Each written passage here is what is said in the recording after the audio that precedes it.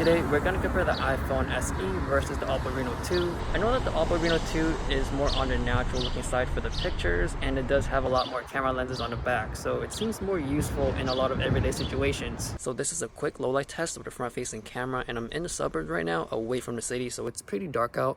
The street lights are pretty dim as well. So let's move on to the next section. For portrait mode, the HDR is clearly better on the iPhone SE.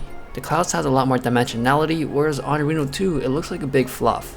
For the back camera, I still prefer the iPhone SE. The colors on the Reno 2 looks a bit too green on my skin tone and on my navy blue shirt. For low light, the Reno 2 is the big winner here. You can see a lot less noise and artifacts coming out. If you're planning to take portrait mode pictures on objects and pets, then it's obvious that the iPhone SE does not do it. So that's a huge plus on the Reno 2, but when it gets really dark out, it won't recognize objects, so that's something to be aware of. So moving to the back cameras for everyday situations, I'm gonna go with the Reno 2. It's just more handy because it has a lot more camera lenses. For HDR, I would say it's kind of like a tie. If you notice that the iPhone image, the highlights are really controlled, but the shadows are a bit darker. On the Reno 2, the highlights are kind of overblown, but the shadows are a bit lighter, so it's kind of like the opposite. At that point, it's really up to you and which one you would prefer. For the telephoto pictures, if you're zooming in, of course the iPhone will be more digitized. It's not going to be as sharp as the Reno 2. But during broad daylight, on the iPhone image is not too bad, but if you're comparing it with the Reno 2, you can clearly tell that the lines are sharper. For the colors, they are really natural. They look pretty close to each other. It's not like comparing it next to Samsung where it's like super saturated. So if you really like natural colors or natural looking pictures, then you can't go wrong with either or.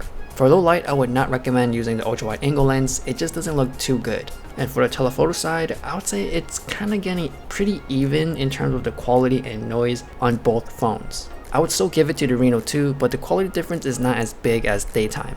Now for the main camera, the biggest difference is the white balancing. The iPhone shows the more cool picture while the Reno 2 is more warm. I would say the Reno 2 is a bit more realistic just because some of these streetlights do have that tungsten look to it, whereas on iPhone it kind of just cancels that orange look away. But again, that is all personal preference. Another thing I realized using the Reno 2 at night, sometimes the image stabilization doesn't work, so some of my image can come out pretty blurry. The Reno 2 does have night mode, which makes a huge difference if you are somewhere outside where it's really dark out. But if you're in a city where there's a lot of street lights and building lights, most likely you won't need the night mode, so I'm pretty sure having the iPhone SE on that situation, it's still fine. Now moving on to video, I would say that the Reno 2 has a little bit of upper hand on the stabilization. As I'm watching through this clip, I can see my iPhone jitter here and there. I think my camera does have a focusing issue, but I'm not sure since I've been seeing this since day one I got the phone. Another con for me on the iPhone is that as I'm panning around, I can see the white balancing shifting from warmer to cooler all in the same clip, whereas on the Reno 2, it looks pretty consistent. Now these are the two modes each phone cannot do. On the iPhone, it can do 4K 60, whereas on the Reno 2, it can't. And of course, since the iPhone SE does not have ultra wide angle lens, it can't record it in that mode. The con about shooting in ultra wide on the Reno 2 is that it can only go up to 1080-30. Another mode the Reno 2 does have over the iPhone SE is the ultra smooth mode, so if you know you're running around or grabbing action shots, then probably using this mode is the best bet.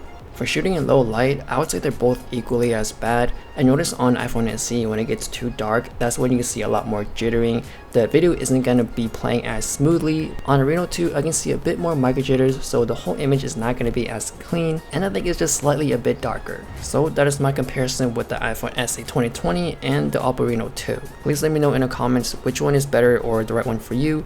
And if you are interested in getting any of these items, I do have the links down below. Please follow me on Instagram, give a like, subscribe, hit the bell, and thanks for watching.